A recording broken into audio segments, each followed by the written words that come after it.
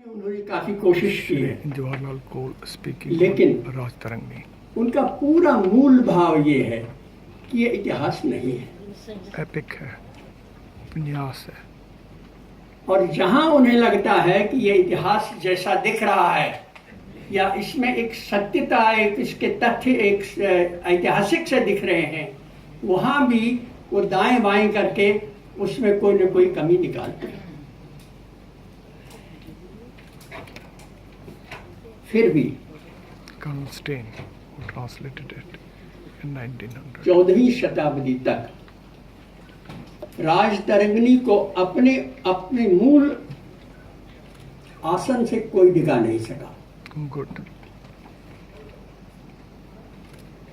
14वीं शताब्दी के बाद एक विशेष प्रकार का माहौल, वातावरण जम्मू कश्मीर में आया, क्योंकि जो भी बाहर से जातियां हमारे देश में आई, उनके सामने एक महत्वपूर्ण सवाल खड़ा हो जाता था, अपने आप खड़ा हो जाता था। वो जब पढ़ना शुरू कर देते थे भारत के बारे में, भारत के वाङ्मय को और भारत के इतिहास को, उन्हें लगता था कि ये लोग तो हमारी स्मृति से बहुत पहले से विद्यमान थे। इनके यहाँ तो कालगणना कल्पों तक है, कल्पों तक है। एक निमिष मात्र से बहुत कल्पों तक की गणना ये करते हैं, कोल से पद्मश्री कोल से बना, और ये इनके सामने वो हम बौने पड़ते हैं। राज तरंगनी मतलब। तो हर जाति ने ये कोशिश की, चाहे वो अरब रहे हों, अफगान रहे हों, अगर उनमें कोई उस वक्त पढ़ा लिखा था तो, या ईरानी आए हों जो सूफी धर्म मत को लेकर हमारे बीच आने की कोशिश करते रहे, या बाद में अंग्रेज आए, उससे पहले यूनानी आए। सबको आप देखेंगे, सब यही कहने की कोशिश कर रहे हैं कि ये जो प्राचीन भारत है वो था नहीं, वो मिथक था। हम जहां से कहते हैं वहीं से इतिहास शुरू होता है। अंग्रेजों को लग रहा था कि सिकंदर जब से आया तभी से बाहर से, उसी के बाद से इतिहास है, बाकी सब प्री हिस्ट्री है। रामायण, महाभारत, ये सब पुराण या दार्शनिक ग्रंथ, ये सब प्री हिस्ट्री, इसका कोई वेरिफिकेशन नहीं। वेरिफिकेशन नहीं है। और चंद्रगुप्त, ब्यूटीफुल, गुप्त पीरियड को, गुप्त युग को वो शीट एंकर थ्योरी मानते थे। यहाँ से शुरू होता है इतिहास। उससे पहले चाहे बुद्ध है या महावीर है, राम कृष्ण, सब मिथक। और जब मुसलमान आए तो उनके सामने और भी बड़ी समस्या थी, खासकर कश्मीर। कश्मीर में इस्लाम दो स्रोतों से आया है। एक तो आसपास अफगानिस्तान की पहाड़ियों से होकर, एक ईरान से। अफगानिस्तान के इलाके से जो लोग आए वो पढ़े लिखे नहीं थे, वो सिर्फ मारकाट करना जानते थे। उसके अतिरिक्त उनको बहुत न तो शासन की व्यवस्था आती थी, न दर्शन या सभ्यता का कोई ज्ञान था। लेकिन जो ईरान से आए, ईरान के आसपास से आए, वो अपने आप को दार्शनिक कहते थे। हालांकि वो दार्शनिक के रूप में नहीं आए। ये कश्मीर में जिसे बानी इस्लाम कहते हैं, सईद अली शाह हमदानी, सईद हमदानी साहब के नाम पर बाद में वहाँ से मीरवाइज की परंपरा भी चली। सईद अली शाह हमदानी हमदान से भागकर आए थे, क्योंकि तैमूर लंग, अमीर तैमूर ने हमला किया था और उन्हें सईदों से बहुत चिढ़ थी, और इसलिए सईद भागकर आए। सईद अली साहब हमदानी 700 शिष्यों को लेकर शरण लेने के लिए कश्मीर पहुंचे, लेकिन वहां वो धर्म प्रचारक बन गए। उनके सामने भी ये समस्या थी। कि यहाँ ये जो कश्मीर का इतिहास है, ये तो महाभारत काल से बहुत पहले से, ये तो छत्तीसगढ़ के ज़माने से शुरू होता है। ये कैसे संभव है? इसका मतलब है हमारे से पहले, हमारे वजूद से पहले इनका बहुत पुराना वजूद है, बहुत पुरानी सभ्यता। इस सभ्यता को 1400 से पहले की सभ्यता को किसी तरह तिरोहित किया जाए, दबाया जाए, समाप्त किया जाए, ये इच्छा थी। ये पूरी तरह हो नहीं पाया। लेकिन अब भारत की आज़ादी के बाद एक विडंबना है कि भारत की आज़ादी के बाद ये विशेष रूप से इस बात की कोशिश की जा रही है कि 1400 AD के पहले हिस्ट्री का इतिहास दबा दो, समाप्त कर दिया जाए, समाप्त कर दिया जाए, खत्म हम किया जाए। एक व्यक्ति को जानते हैं, Shame. आशुतोष जी भी जानते हैं, सब लोग जानते हैं। उन्हें अब नौकरी से इसलिए नौकरी हाथ धोना पड़ा क्योंकि उन्होंने यूनिवर्सिटी में प्रोफेसर थे वहाँ, और उन्होंने शिव सूत्र का कश्मीरी में अनुवाद किया था। अब ऐसा काम पहली बार किसी गैर हिंदू ने किया हो है, ये महत्वपूर्ण था। वो कैसा था ये हमारा विषय नहीं है, लेकिन उनकी नौकरी गई। जब वो अपने हेड के पास गए कि आखिर मैंने किया क्या था, तो उसने कहा देखो, हम लोग कहते तो हैं किताबों में कि हमारी सभ्यता, हमारी संस्कृति 5000 साल पुरानी है, लेकिन कहते हैं ने कोई नहीं जानता कि 1400 से पहले क्या था। प्रूफ राजतरंगी, उसके बारे में हम किसी को पढ़ाते नहीं। हम ये बताते कि ये 5000 साल से अगर शुरू हुआ था तो उसके बाकी 4000 साल क्या था। क्या था? तुम एक ऐसा आदमी हो, तुमने वो गैप फिल करने की कोशिश की, इससे बड़ा जुर्म बहुत है। अब ऐसे संदर्भ में जब राजतरंगिणी को देखा जाए, जैसे मेरे मित्र प्रोफेसर शुक्ला जी कह रहे थे कि एक ही ऐसा ग्रंथ है जवाहरलाल कोल साहब जो स्पीकिंग नाउ, इस प्रयास के रास्ते में एक बहुत बड़ा चट्टान की तरह खड़ा है। राजतरंगिणी क्रमगत इतिहास कहानी कहता है रिटन जम्मू डॉक्यूमेंट, कश्मीर की, केवल जम्मू कश्मीर की ही नहीं, इंडिया की, जम्मू कश्मीर के माध्यम से पूरे भारतवर्ष की, उसका फैलाव अफगानिस्तान से भी आगे खुरासान वगैरह तक, इन्हें ईरान की पहाड़ियों तक उसका विवरण जाता है। वो तिब्बत से आगे जाकर पूरे चीन तक जाता है। 2500 बिफोर क्राइस्ट। राजतरंगिणी का विषय केवल कश्मीर घाटी या जम्मू कश्मीर, जम्मू की पहाड़ियां ही नहीं है, वो पंजाब से निकल पूरी गंगा घाटी उसका विषय है, वो केरल तक पहुंचता है। इन्हें कुल मिलाकर अब कश्मीर के माध्यम से वो पूरे उस अपने समकालीन भारत पर एक बहुत ही सशक्त कमेंट्री है। Beautiful documented and factual commentary. जब अब ललितादित्य ने अपना राजदूत चीन भेजा, तो उस राजदूत ने वहां एक बयान दिया जो तान वंश के दस्तावेज, तान एनल्स, तान वंशी राजा जो वहां थे, वो समय समय पर अपने कुछ दस्तावेज, अपने नोट्स लिखते थे घटनाओं के बारे में, 600 AD उनको एनालिस का। उनमें लिखा है कि इस राजदूत से हमने राजनीतिक परिस्थितियों के बारे में पूछा तो उसने कहा कि मेरे राजा ने, यानी ललितादित्य ने, अर्थात just कशीर मंजूस कश्मीर आने वाले 5 दरवाजों को सुरक्षित कर दिया है। और इसमें मध्य देश के, मध्य भारत के, यानी कनौज के राजा यशोवर्मन का साथ था। अब ये 5 दरवाजे बनिहाल की पहाड़ी के आसपास नहीं है, एक दरवाजा काबुल से आगे है,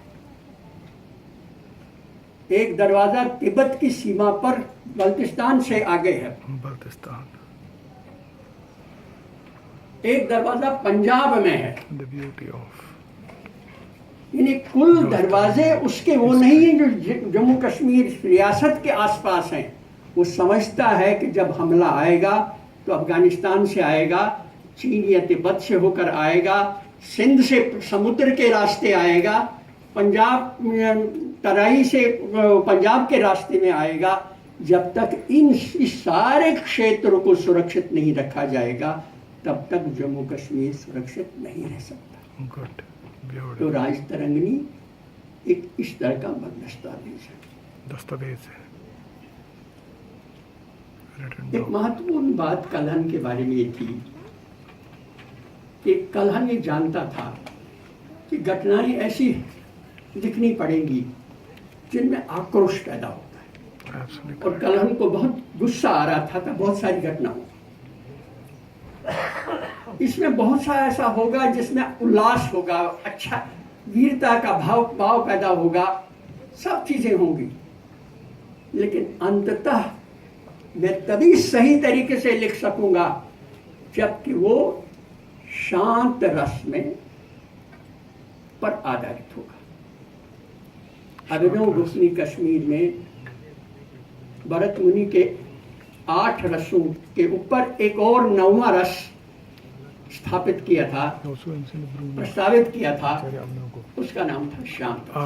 यानी सभी रस जहां अंत में विश्राम लेते हैं उसे शांत रस कहते हैं। और शांत रस में ही कोई अच्छी कृति, अच्छी रचना लिखी जा सकती है। और ये पहले अध्याय के पहले, दूसरे, तीसरे श्लोक में ही कलहन कहता है ये मेरा ग्रंथ, शिव का नाम लेने के बाद वो कह रहा है ये मेरा ग्रंथ शांत रस में स्थापित है। मुख्य बात ये कि ऐसा नहीं है कि राजतरंगिणी की घटनाओं के बारे में कोई साक्ष्य नहीं है।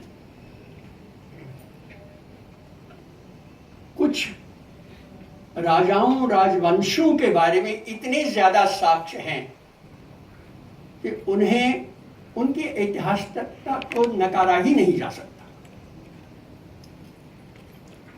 सबसे महत्वपूर्ण युग जो राजतरंगिणी के लेखकों में से राजाओं में है वो अभिनव गुप्त का, ये इसका ललितादित्य का था। अब ललितादित्य में आपको चीनी दस्तावेज पर्याप्त मात्रा में उपलब्ध हैं जो ये न केवल ये बताएंगे कि अभिनव गुप्त कहाँ कहाँ तक उत्तर में गया था, बल्कि ये भी बताएंगे कि अभिनव गुप्त के कश्मीर में को पूर्व के राजाओं ने क्या क्या काम किए।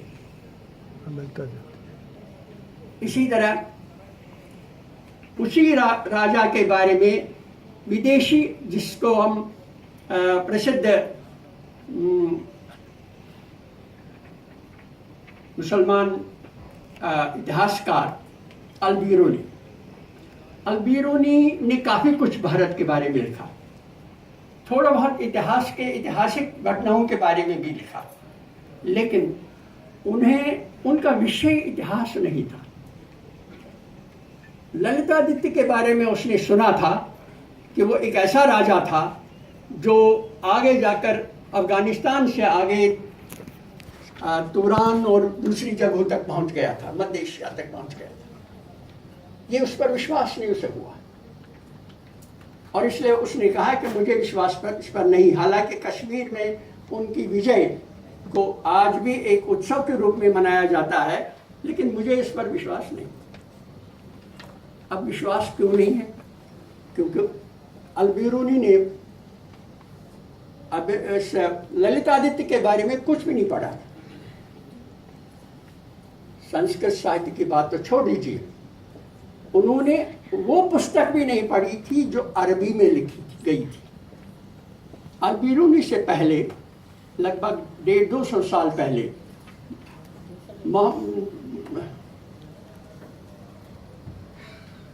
मोहम्मद गजनी के वो थे।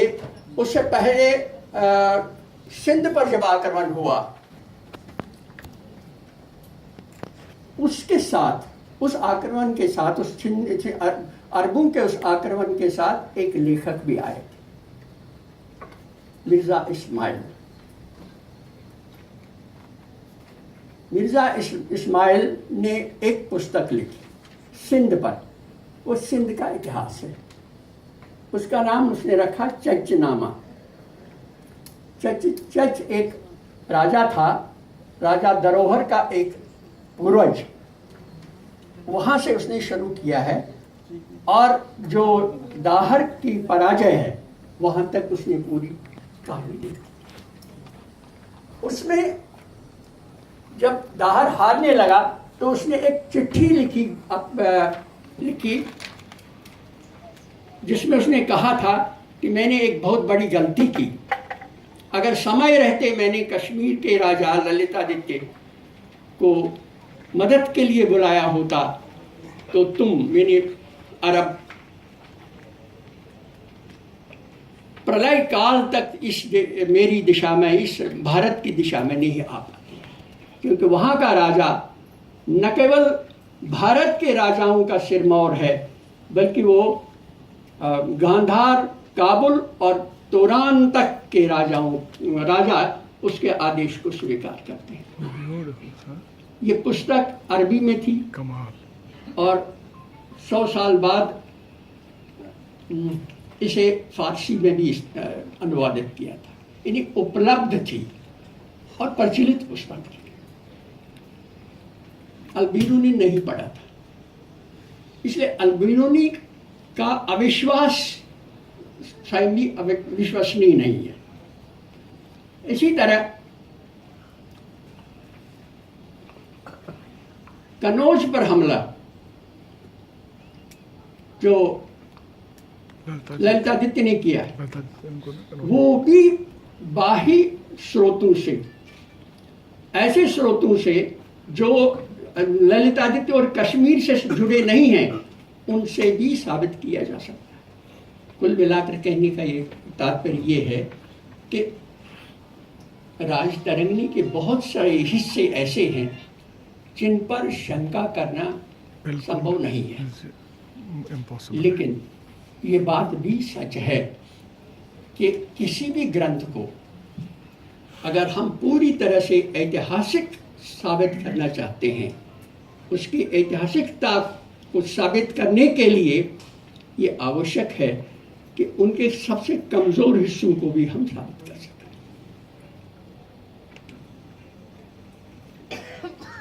हम जानते हैं कि आरंभिक दौर में ही कलहन को राजाओं की इस परंपरा में बहुत सारे राजाओं के बारे में विवरण नहीं मिला। शुरू में ही 52 राजा ऐसे हैं जो उपलब्ध नहीं है, उनमें अशोक भी है। अशोक बहुत महत्वपूर्ण राजा है जिसने कश्मीर पर राज्य किया था और जिसने कश्मीर, श्रीनगर की जो मूल नगर जो है वो बताया जाता है श्रीनगरी के नाम से अशोक ने ही स्थापित किया था। श्रीनगर, अच्छा। अगर स्वयं कलहन ये कह रहे हैं कि उस समय के राजाओं के बारे में, वो अंधकार युग था, उस समय के राजाओं के बारे में पर्याप्त जानकारी नहीं है, उन्होंने दूसरे स्रोतों से अशोक के बारे में जानकारी हासिल की। लेकिन ये जरूरी है कि अशोक जैसे महत्वपूर्ण राजा के बारे में ये अनुसंधान हम करें कि वास्तव में अशोक जम्मू कश्मीर में उन्होंने राज्य किया था या नहीं किया। इसी तरह बहुत सारे ऐसे जैसे संवत की बात उन्होंने शुक्ला जी ने कही। संवत भी भारतीय इतिहास के लेखन में एक बहुत बड़ा कभी कभी बाधा का काम करता है। हम जानते हैं कि सप्तऋषि संवत प्राचीनतम संवत है हमारे यहाँ, और ये इसलिए प्राचीनतम भी है और सबसे विश्वसनीय भी, क्योंकि इसका जो चक्र है वो बहुत बड़ा है, सौर चक्र से काफी बड़ा है। सप्तऋषियों को एक नक्षत्र से दूसरे नक्षत्र तक पहुंचने में 100 साल लगते हैं और 27 नक्षत्रों को पूरा करने में 2700 साल लगते हैं। लेकिन इसमें भी थोड़ा बहुत फर्क है, थोड़ा सा अंतर इसमें पूरा 100 साल से थोड़ा ज्यादा लगता है। उसकी भी गणना की गई है, तो इसलिए एक चक्र में 2718 साल लगते हैं। 2718 साल निकल जाने के बाद दूसरा चक्र शुरू होता है। अब जैसे अभिनव गुप्त के बारे में हम कहते हैं कि उन्होंने वसरस पोषे कृष्ण दशानाम वगैरह जो है, तो उसमें भी सप्तऋषि संवत का ही इस्तेमाल किया गया है और राजतरंगिणी में भी सप्तऋषि संवत का ही इस्तेमाल किया गया। लेकिन ऐसा करने पर भी दूसरे संवत बीच में आ पड़ते हैं। सप्तऋषि संवत से आगे मिलता जुलता युधिष्ठिर संवत, कलयुगी संवत और कई प्रकार के और लौकिक संवत हैं जिनमें आपस में थोड़ा सा फर्क है। हम लोगों को ये समझने की कोशिश करनी चाहिए जब हम राजतरंगिणी का अध्ययन करें, उसका उस पर शोध करें, तो इस बात पर ध्यान देना चाहिए कि आखिर उन संबंधों के इन संबंधों के बीच में रिश्ता संबंध क्या था। क्योंकि कलहन महाभारत युद्ध की कालगणना करते समय पारंपरिक कालगणना को नहीं स्वीकार करते। वो लगभग 600 साल का अंतर उनके बीच में पड़ता है। ये सब चीजें शंका जरूर पैदा करती हैं, लेकिन ये असंभव नहीं है कि हम अगर इनको ध्यान से दें तो जिस कालगणना की आलोचना पश्चिमी इतिहासकारों ने, अनुवादकों ने की है, उसका भी हम निराकरण कर सकते हैं। एक महत्वपूर्ण बात यह है कि बहुत सारे कालखंडों में जम्मू कश्मीर का संबंध न केवल अड़ोस पड़ोस के राज्यों के साथ था। 7वीं शताब्दी में ह्यूनसांग के अनुसार 7वीं शताब्दी में कश्मीर राज्य में आसपास